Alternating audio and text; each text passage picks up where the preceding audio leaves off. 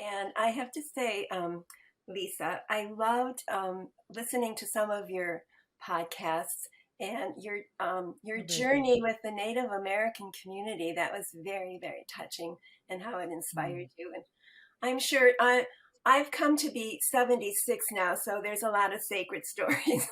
But the one Mhm. I'd like to start with this evening is I think that sacred story is God calling us, and God calling us, our higher power calling us through each other.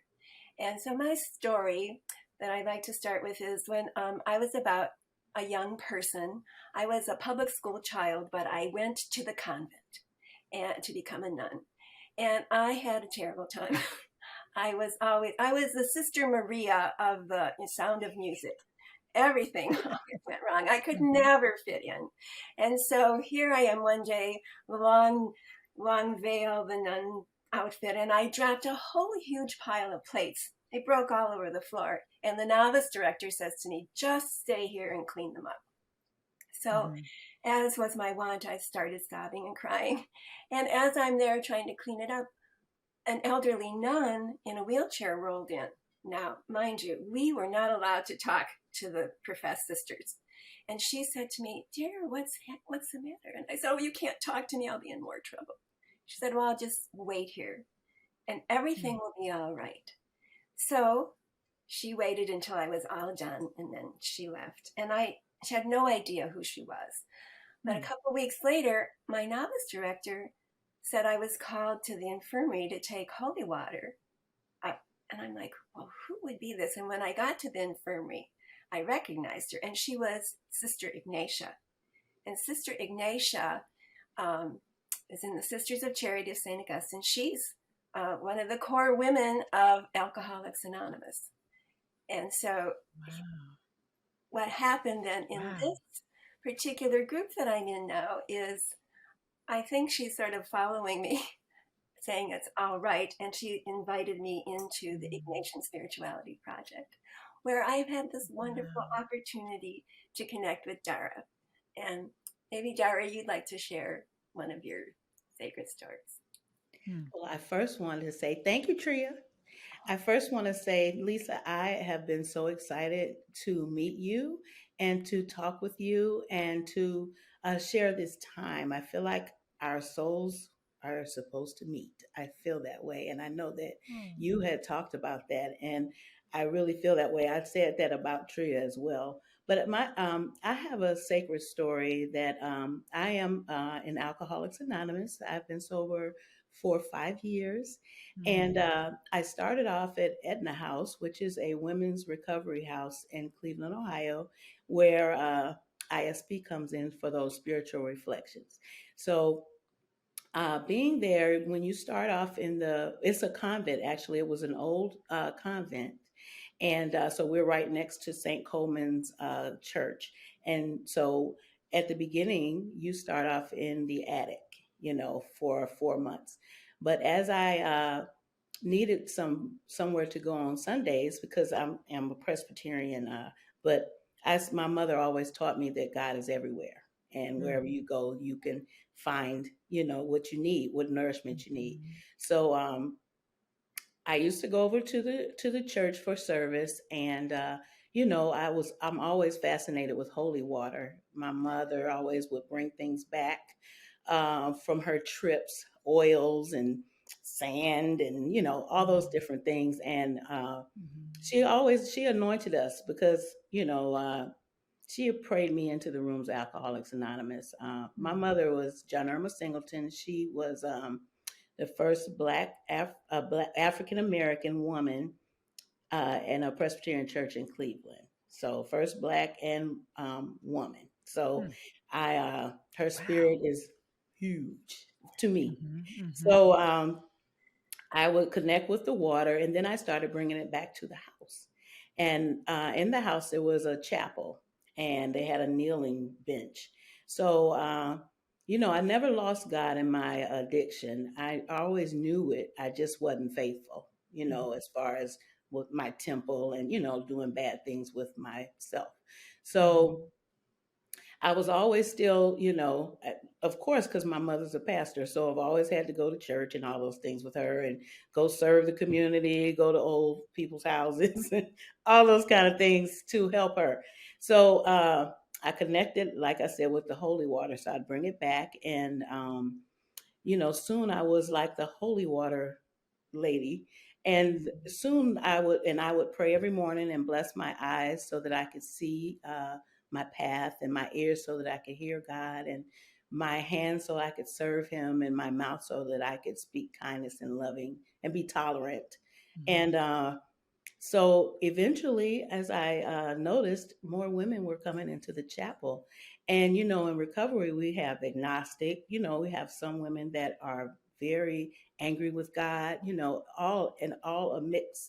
So, some of them kept coming to see what I was doing, and they started anointing and all of those things. And, I was the spiritual girl of the house. But that the Edna House helped me because I always knew my mother's God, from young, Presbyterian. My whole family went to church, and we're from the South, so of course Easter and those big things. And but the Edna House, and learning to doing that, I learned my own walk, and I learned who God was for me. And so that's a sacred story that I have, that holy water. And even when we go to the retreats like this weekend, there's some holy water on the way into the chapel, and I'm always, heal myself. Wow. Yes, It's but beautiful. that's a tidbit of some of mine. Miss Tria, thank you for opening that up. Yes. And we'd like to hear from Lisa, a sacred story you'd like to share. Well, honestly, I think probably my most sacred story is my search for God. And I think when I think back to myself at about 6 years old, 5 or 6 years old, we lived on West Oak Lane in Philadelphia. And I was surrounded by friends in this neighborhood. Right next door to us was the Chambers family. And on the other side was the Kuroda family and their kids. Like there's lots of kids. And I had me and my sisters. And so whenever after school we would just always play out on the lawn, and the funnest time was in the summer times. We would play with we had these big monster cards. They were like literally playing cards the size of people. And so we would like sleigh down the lawn, which had a slope down into the street in Philadelphia, in West Oak Lane, and using these cards. And we played, red light, green light, and hide and go seek, and all these things. But we also had little rituals that we developed over the years, which really was my first introduction to prayer.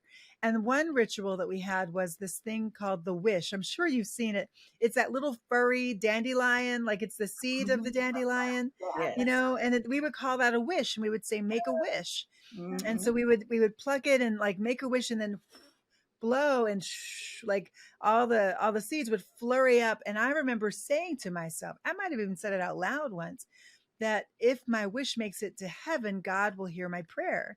And I always imagined God to be this old man on a throne up on a cloud somewhere, and I didn't know if my wish made it up to him. And I remember one time laying beneath or next to, it feels like it was beneath, maybe because I was so small, maybe we were literally under the branches of this like coniferous tree. I don't know whether it was a spruce or whatever, I don't know, but I just know it was this large coniferous tree that was in the middle of my neighbor's lawn, the Chambers lawn. We were laying on like right there, kind of under the branches, looking up at the sky, and you could see clouds in the sky. And I remember thinking to myself, is that where God is? Is that where God is? And when I would go to visit my grandmother down in South Philly, who lived one block from where I'm sitting right now, because I moved back to my grandmother's old neighborhood, my mom's old neighborhood, where she grew up, just about 3 years ago, 2.5 years ago. But whenever we would go down and visit her when I was growing up, it was always a privilege to sleep with grandma because you got to stay up a little bit later, right? Because she would stay up and she would read her Bible. right? So this was not her Bible, but this is my Bible. And I never had an introduction to a Bible before. I didn't know what a Bible was. We didn't go to church. We literally did not go to church. 100% unchurched, except for like a very good Easter Sunday. We would, like, maybe twice in my childhood, I remember going to church on Easter Sunday. But she would sit up and read the Bible every night. So this one time she gave me our family Bible. I didn't realize that's what it was at the time, but she gave me this ancient Bible and she just said, here. Now I was probably about 7 years old at the time. And I'm sitting up in the bed, with propped up against a pillow. And at the time we were going to St. Luke's Church, St. Luke's Episcopal Church. And so I said, well, I guess St. Luke is the main man in the Bible. So I'm going to go try to look up St. Luke in this thing. So I literally spent a long time because, there's a lot of pages in this thing, right? So I flip, and then finally make it to St. Luke. And like, I put my finger on the page and I found him. I found St. Luke. And that was it. And I went to sleep. I was like, okay, did my job. See, I found the main man in the Bible, right? Because that's the name of the church that I go to. And so when I think back on that now, it is just amazing to me to think that, first of all, when I was a child, a child having no church at all, my spirit yearned for God. My spirit knew there was a God.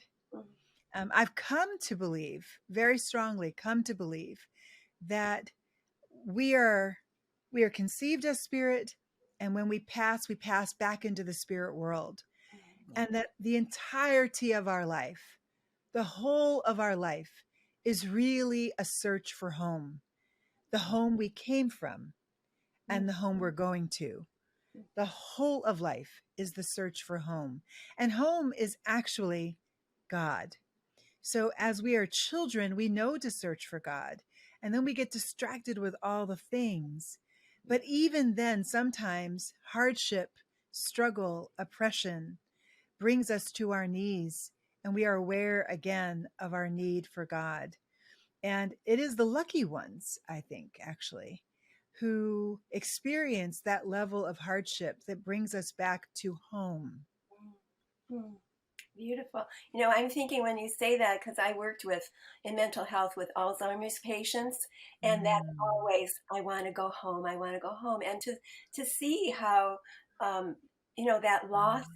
Ignatius has a prayer of like, take, Lord, my memory, my thoughts, my everything. And this is like what happens in the Alzheimer's place, where I've seen them like know that they were coming home as they started to calm and know and share non-verbally pretty much, but that feeling of God, that feeling that you can't even speak a word about.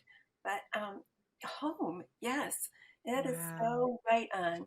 And how our childhood, somehow we become children again, even in that ease, which is so very difficult for people to understand, accept, go with. But I agree with you 100% about how that helps connect us even deeper, even in a deeper place. Yeah. Beautiful. I like St. Luke too. Luke is my man. Luke is the main man in the Bible as far as I'm concerned. He writes a lot about for women too. Yes. That's true. And who knows, us women who have been pretty pushed to the side in many ways. But, yeah. That's great. Oh, beautiful. Let me just ask one question, Lisa. If you could, in your book, The Very Good Gospel, one of the things you talk about is the stoning of the woman. And when you write about that, you talk about how Jesus invites her into the center of the crowd and honors her by listening to her story. So my question here, and I'm hoping that you can give it a little bit more context, if that's okay. But my question here is, how does listening to other people's stories change or transform us in the context of that piece that you wrote about in your book. Does that make sense? Yeah. So when we talk about listening, listening is really one of the most sacred acts we can do in the world, in life, because listening is a connective act. Listening is connective. It is, it is a part and parcel of our purpose on earth. I just said that the whole of life we're searching for home. And in many ways, home is God, but also home is connectivity. Home is the ability to be connected. Part of the trauma of being unhomed is, or unhoused, is to be disconnected from that place where we have found kind of in the in between the here and the not yet, that place we have found where we can exhale and we can connect with ourselves and connect with God and feel safe.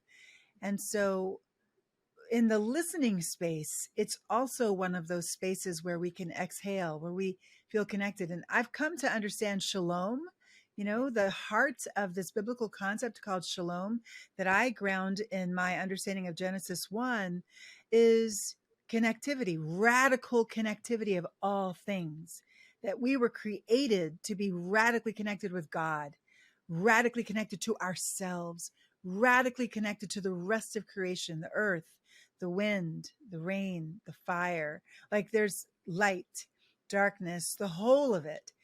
We were created for connection with the rest of creation. We were created for connection between all the genders. Hello, somebody. We were created for connection with the systems that govern us, the way that things work. It was all meant to bless, not at all to curse. And it is actually the fall that disconnected us. So when Jesus stops, and in several spaces, both with the bleeding woman and also with the woman who had committed adultery, brings the woman to the center of the crowd and listens to their whole story in both cases.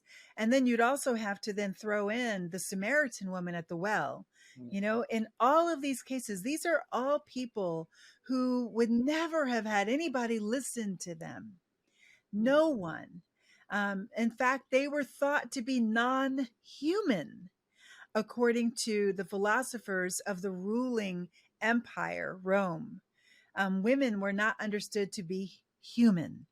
Only men were considered human in that space. And then add on top of that, this was an explicitly white supremacist empire. They only thought people who looked like them were human. So Jesus, a brown, indigenous, colonized man, would not have been understood to be human. So he comes, this non-human, has this interaction with this other non-human, and they have a connection. And it's thought to be sacred and holy. And we understand what God feels about it because God blesses the women in every single case. Yes. And what I believe Jesus was demonstrating for us there is it's not only be nice to people who are not like you, which is kind of how I took it in when I was younger, right? Like, Jesus, look at Jesus. He loved the Samaritan woman. Like, look at Jesus. He didn't judge the lady who was caught in adultery. Look at Jesus. He stopped and listened to that poor old lady's whole story, the lady who'd been bleeding. But it's more than that. It's much deeper than that, because the things that break us, the things that break shalom, are the things that separate us. And you see the snowball of sin roll and gain momentum and gain size through the first 14 chapters of Genesis. You see it. You see that break start with the humans grabbing at power for themselves, grabbing at peace for themselves and at the expense of everything else. And then all the relationships that God just declared very good all fall down. And then in the next chapter, you have the break and stories. And in each case, the break comes with the attempt to dominate, right? It's the men dominating women is what we see in chapter 3. It's Cain trying to dominate Abel in chapter 4. It's Lamech with his 2 wives dominating them, also in chapter 4.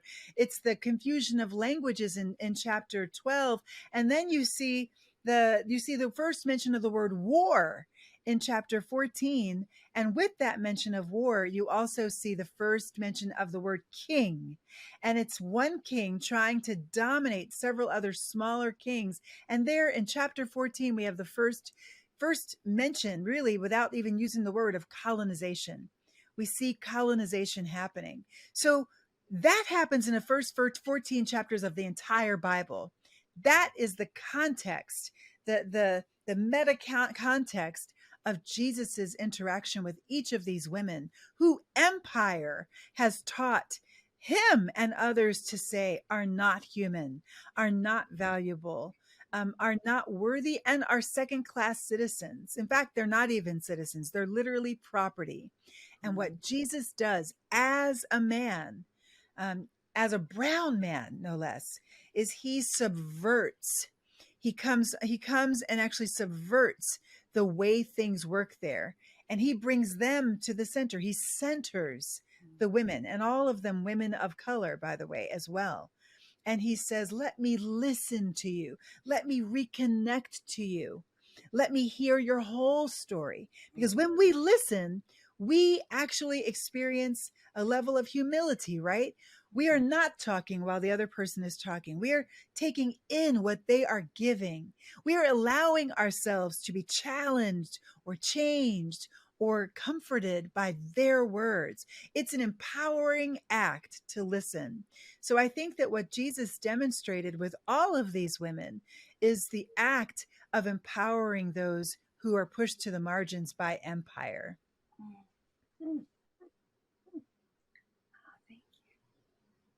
That's beautiful.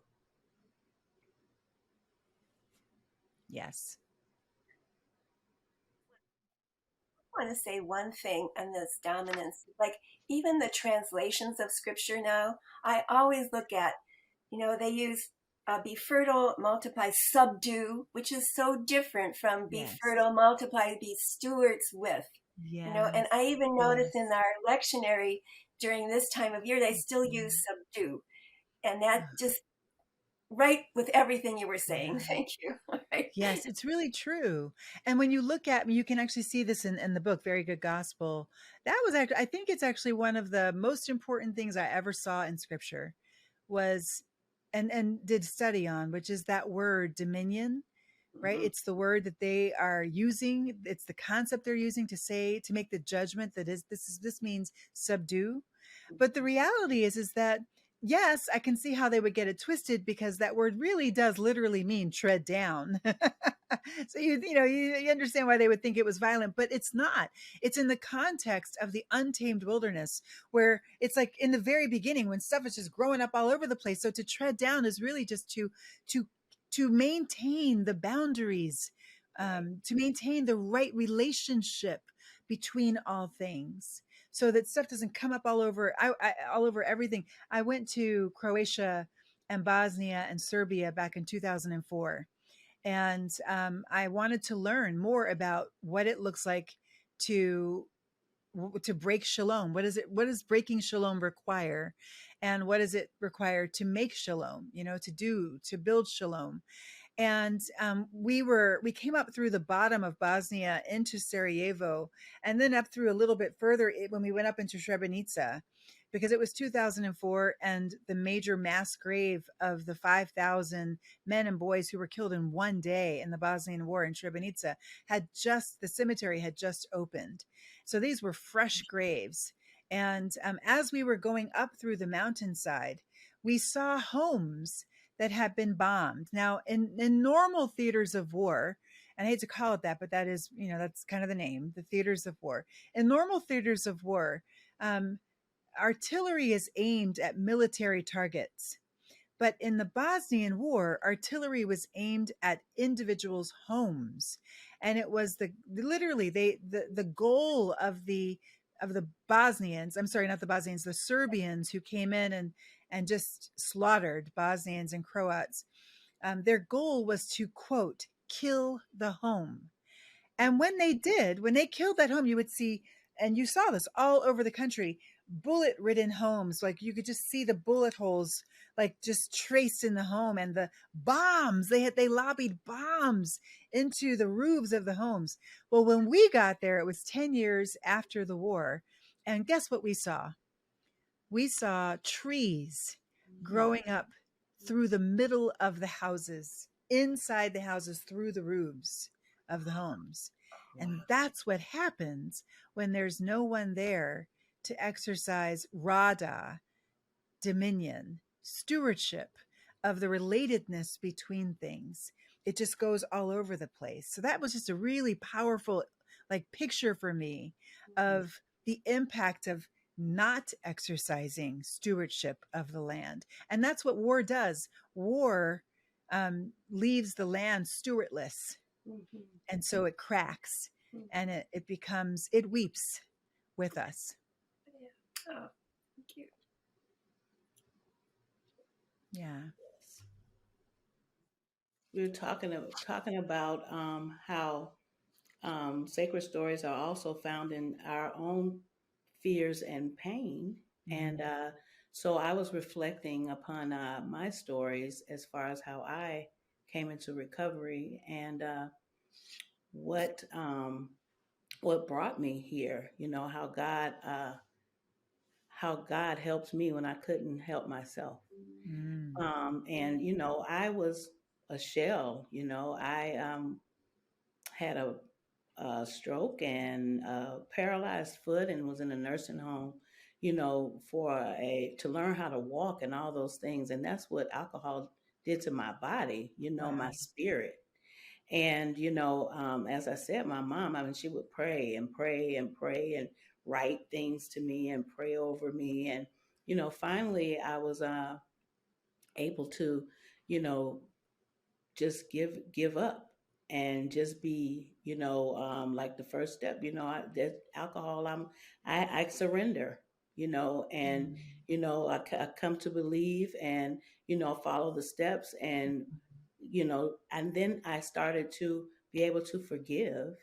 And that's how it started to transform me into a person that I was before all of that pain, you know, just get all of that pain out and instead of stuffing it and numbing it and all of those things, start to forgive people that I held resentments against and start to heal, you know, of my own, forgive myself for things that, you know, the person that I was, you know, totally addicted.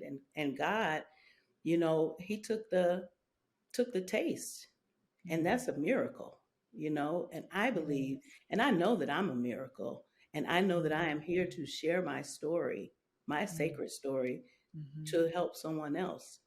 And that's what Alcoholics Anonymous does. And that's what I love ISP. And that's what attracted me to it, was because I can give back, which was so freely given to me, you know, and help women who help them, nudge them to find a God of their understanding, or just a higher power, someone who they know that is bigger than them, you know. And that transformation has led me to this conversation. You know, who would have thought?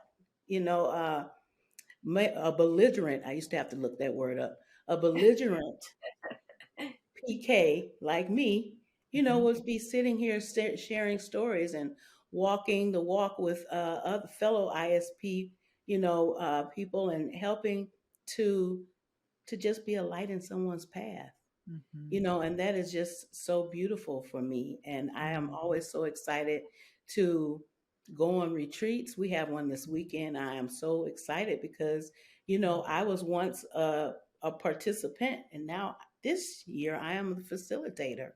And that is just a blessing upon me. And I know I watched my mother when she passed, and when you all were talking about returning to home, she was so very present in that, you know, and I became her mother, which was so, you know, just amazing to witness, and how peaceful she went away, you know, and, you know, you lift the window and let her spirit go.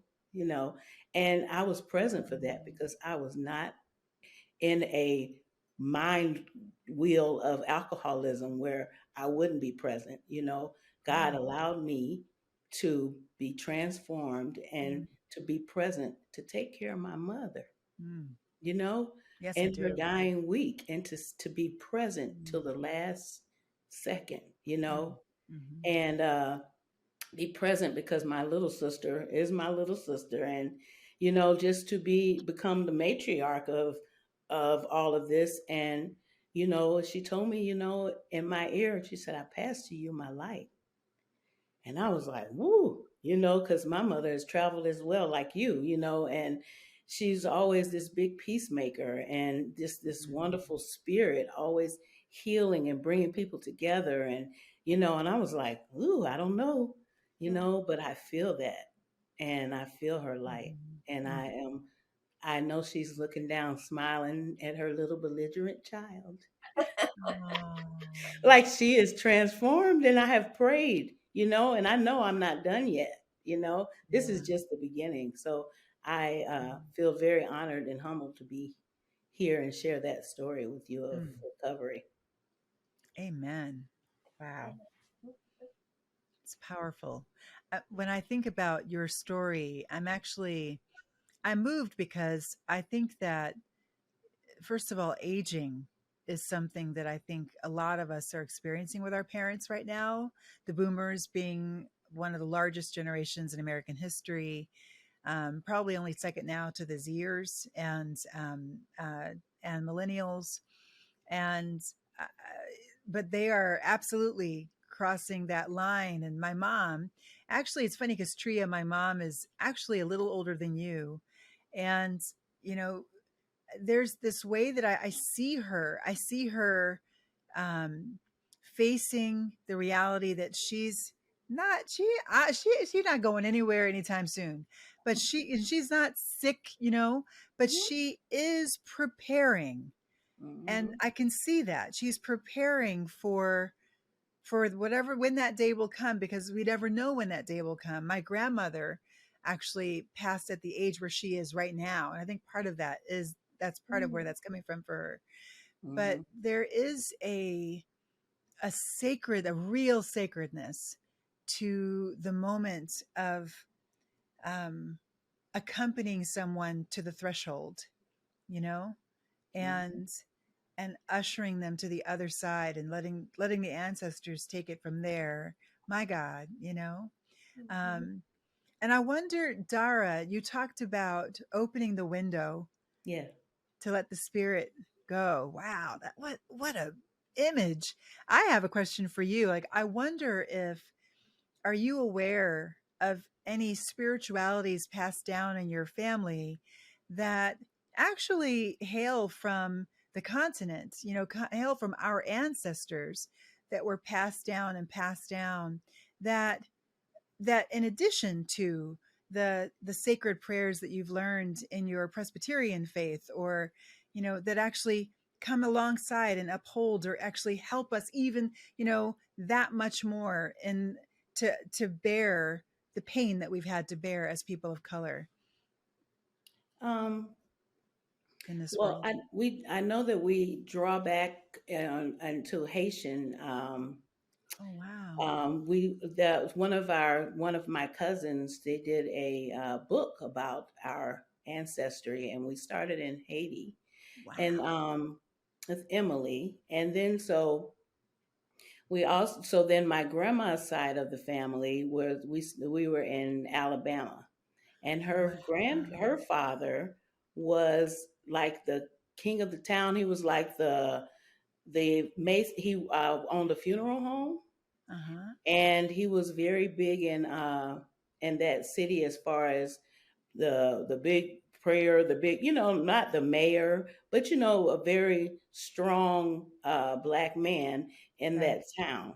That's And amazing. then from there, I know that my grandfather was superintendent of the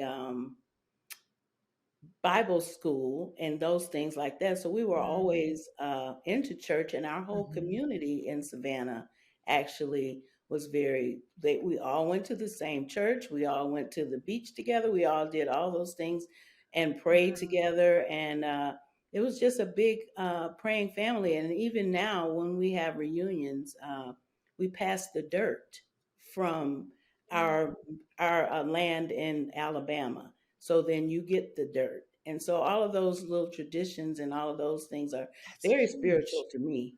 Yes. Yes. Wow. See, this is what I'm talking about. These are the rituals. Passing the dirt? Who Yes, does we that? have a But jar. dang. See, because Yep. what that is that is helping the next generations to remain connected. Yes. And we Connected add to on the to the land. tree every time we have a Wow. reunion with the new people. So we actually have a tree so that you can see, your My lineage and God. see where you're from and That is so great. I'm going to start that. I'm going to start that in our family. Thank you, Dara. pass that dirt. Yeah, because you say, who wants the dirt? And then you're like, I want it this year. I want some. Yeah. And then you pass the dirt.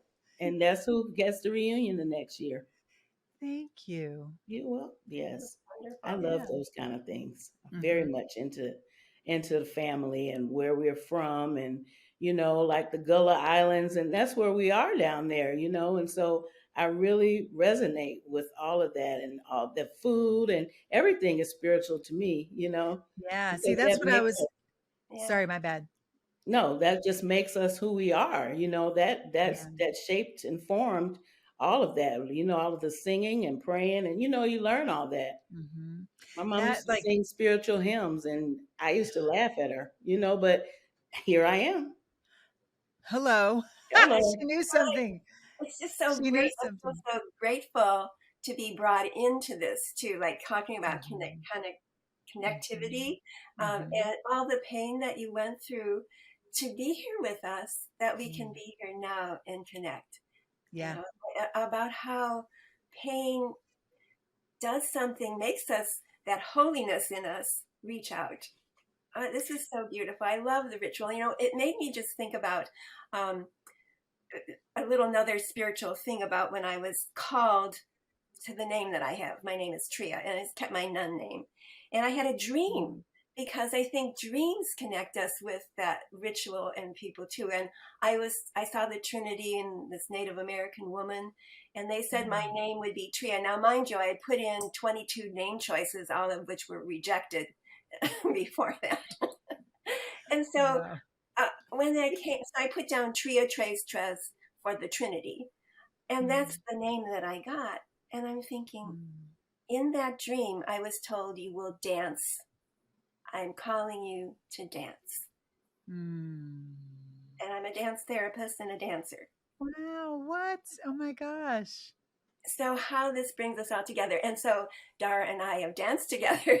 We've done Reiki together and yoga together, and to Yeah. hear these rituals that we pass on. But isn't this just a treasure, right? This moment. Yeah. Let me just say that the dancing, the dirt, the window, like these are all strategies of resilience. That, and not just strategies, but acts of resilience in the midst of, and honestly, in the midst of oppression. I mean, oppression, gender-based oppression, racialization that oppresses and creates hierarchies of human belonging. But isn't it something that in the midst of this, we're all women having this conversation, but in the midst of this, the things that we are focused on is not the pain that's there, but it's actually the places where we found connections to the sacred, connections to the divine in the midst of the resilience, the acts of resilience. And I just think that it's the ways that we have refused to be disconnected, refused to remain disconnected. Tria with your dancing, Dara with your dirt. Dancing in dirt. And I have Yeah, had yeah. great opportunities. Like I worked with Matt Fox in the Creation Centered Spirituality, and we did folk dancing. When you dance with people, Yeah, people are equal. Square yeah. dancing, folk dancing. I know in It's some true. communities you need to be invited, like in the Native American community, you can't just run in. But Mm-hmm. you're invited. We're on Mhm. the same level, and people are making mistakes here and bumping into each other, but then it comes together, and Mhm. it's Yeah. such a joy. Even as a dance therapist, people are like, oh, I'm not, I'm not moving, I'm not doing this. And I worked with alcoholics Uh-huh. who never had moved sober, so that when they Mm. had the opportunity to move Wow. sober, it was like opening them up to God, to their Yeah. soul, to their Wow. spirit. Dance therapy is a very Wow. spiritual experience, I Yeah. and I believe that. feel so honored to share this. Yeah. I can relate to that. As far as, you're like, what can you do when you're not drinking? How can I dance? Can I Mhm. line dance? Girl, I'm on there all day now without a That drink. is so good. Oh, Sarah, tell her about your children, the children. Yeah, this is wonderful. Your story about your little girls that you teach. Oh, Mm. oh, well, that's what we're talking about. How God is still speaking Oh, to okay. us. Yeah, Yeah. well, that's what Mhm. that was. So, oh, yeah, well, I teach children, babies, 3 and 4 year olds. I've been doing that for a while, and Wow. so I have a group of girls, and I have one African American, and the rest of them are white. Mm. So um, they were playing with dolls, and one of them was like, "Well, I don't want to play with that doll. She's ugly, Mm. and she was the brown doll. Mhm. And they were like, I want to play with her. She's the pretty doll.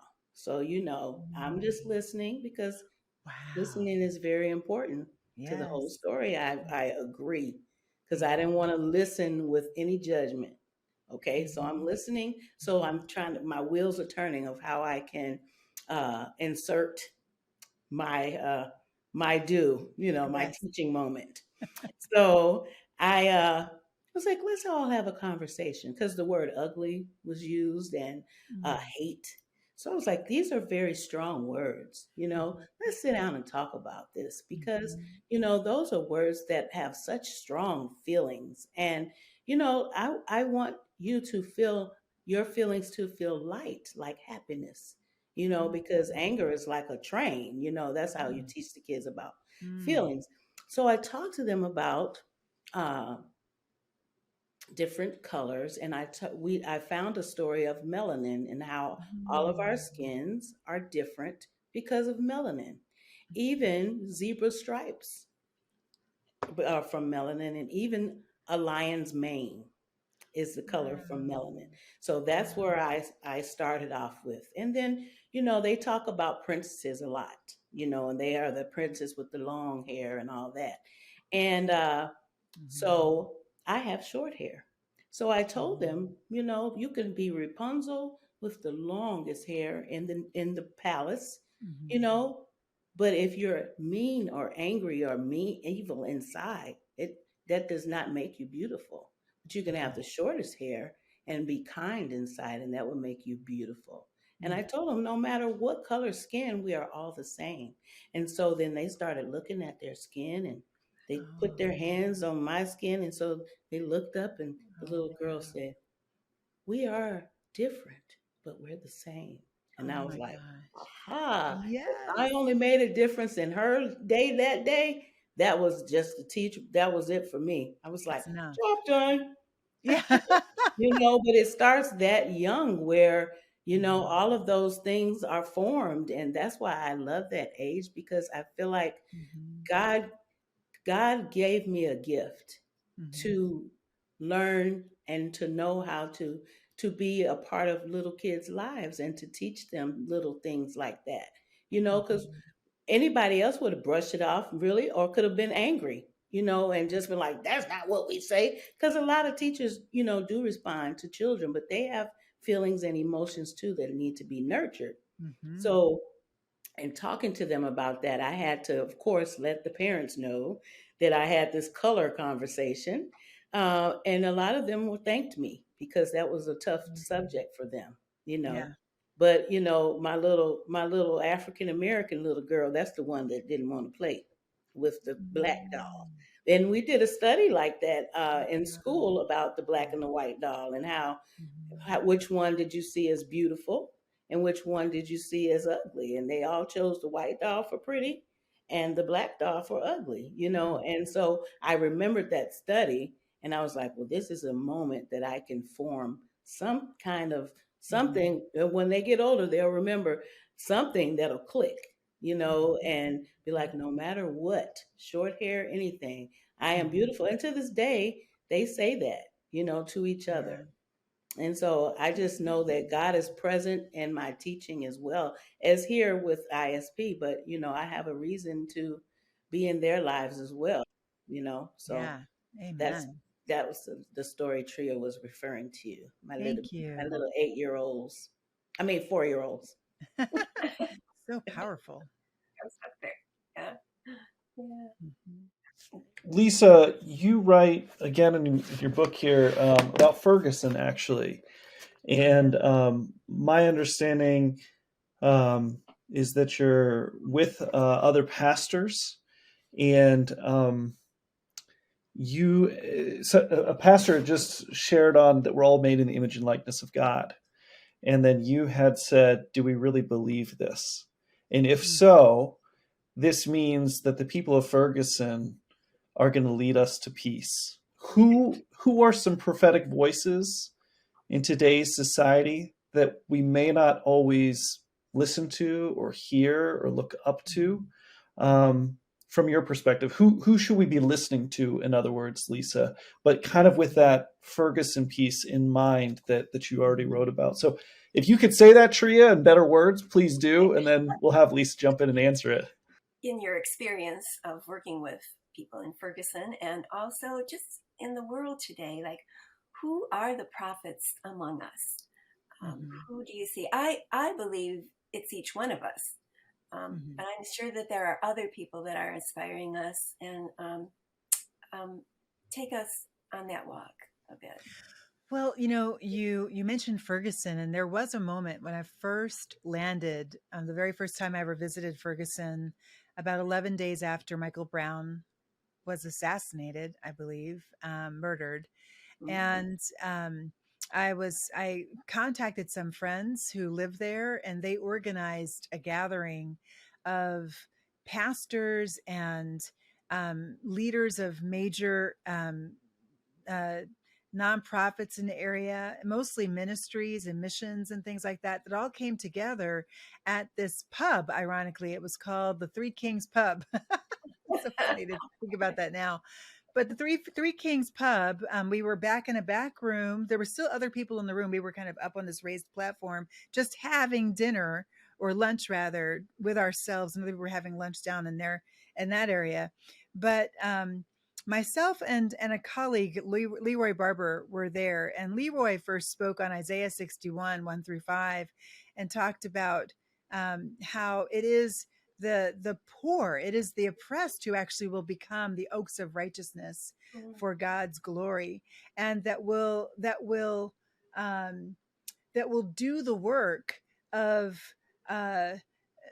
overturning the devastations of many generations, according to that text, of making the path straight and healing the cities that have been broken by oppression. I mean, that's really what that passage is saying. And then I followed that up by asking everyone, well, really sharing about my understanding of the image of God on the very first page of the Bible, and the reality that the image of God means that we're all of us created to be representative figures of God. So in that way, Tria, I really, I resonate with you when you say we're all prophets, we're all people to be listened to. And I do think that, especially when you consider our goal, right? The goal of life is to come home, and part of coming home means to be reconnected to all things. Then yes, we need to listen to each other. Yes. But I also think that there's a space and time with a window that God opens up where God is doing something very particular in the universe, very particular in our world. And those are called Kairos moments. Those are called pregnant time, right? It means it's God's time. I mean, God is birthing something into the world and you cannot push the baby back. And at that moment, the question is, what is God doing in the world?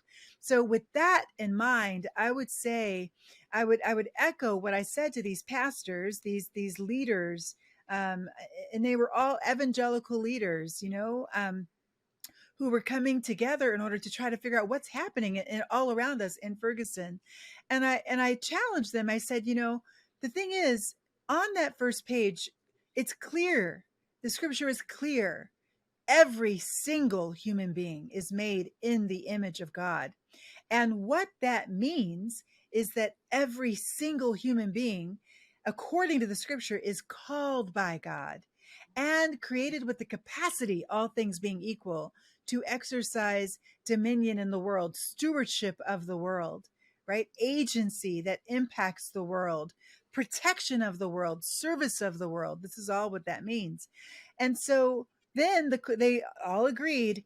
And then I led them into a time of silent reflection to ask, do you believe this?